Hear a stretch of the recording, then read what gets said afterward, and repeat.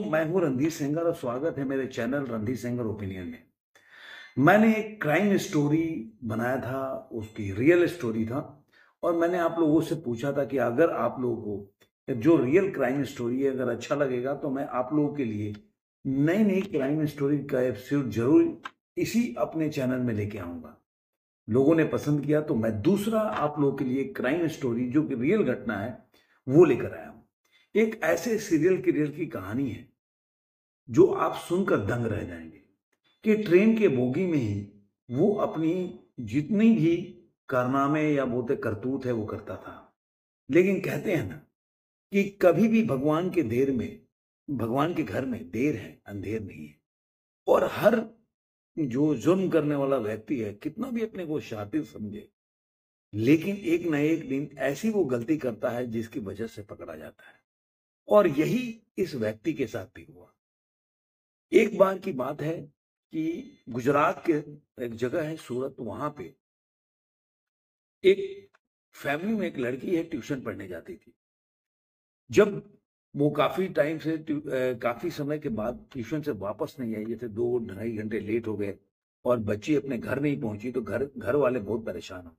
और ये अक्सर होता है, जो माँ बाप होते हैं, भाई होते हैं, उनको घर में अगर कोई लड़की नहीं आई तो जरूर उनको परेशानी होती। और यही उस घर में हुआ।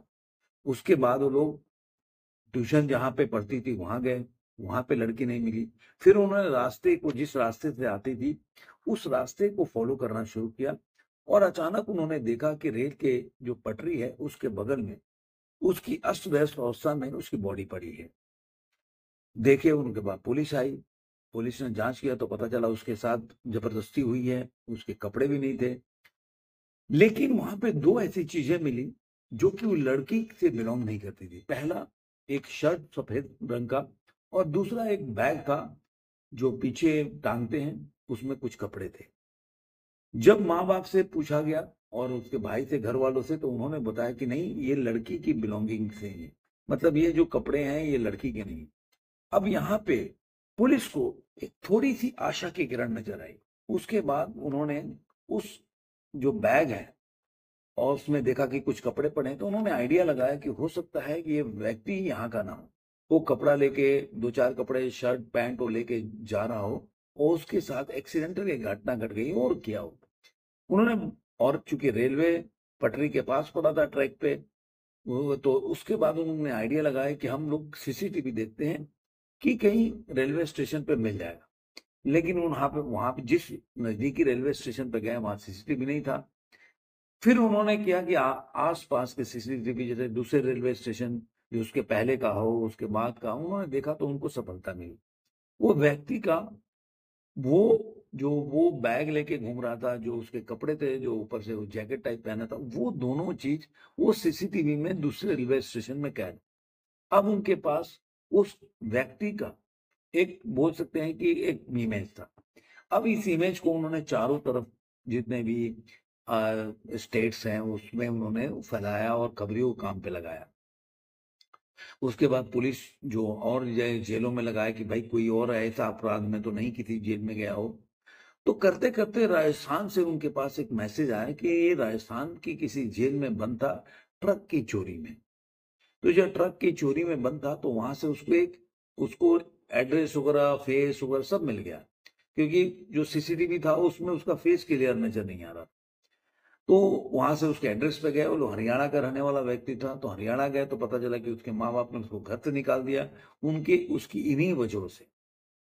उसके बाद उन्होंने उसके बाद अपने जो भी खबरी थे उनको काम पे लगाया था। तो उनको सीसीटीवी में ये देखा कि वो बांद्रा से वलसाड़ वाली ट्रेन में चला है। तो उन्होंने बांद्रा के जितने भी अपने स्टेशन पे हॉकर्स हैं, खबरी है, उनको एक्टिवेट करके बोला। तो एक बार कुछ दिन, 10 15 दिन के बाद, एक हॉकर्स का उनके पास फोन गया कि भाई, जिस व्यक्ति की आप कर रहे हैं पीछा, जिसको, वो व्यक्ति अभी अभी जो बांद्रा से जो वलसाड़ ट्रेन जाती है उसमें बैठा है।